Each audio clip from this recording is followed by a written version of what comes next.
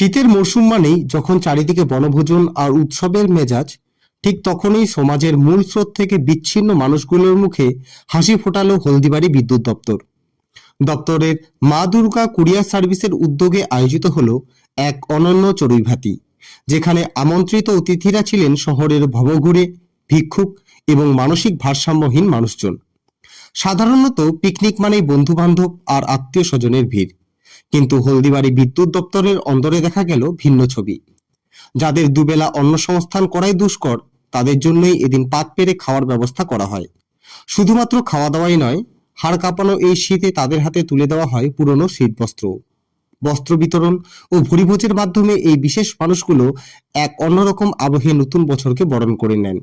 এই মানবিক উদ্যোগকে সাধুবাদ জানিয়েছেন বিদ্যুৎ দপ্তরের মাথাভাঙ্গা ডিভিশনের এইচআর উৎসেন্দু তালুকদার।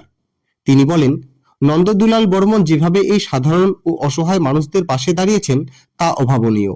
এই ধরনের মানবিক কাজের জন্য তাকে অসংখ্য ধন্যবাদ ও কুর্নিশ জানাই।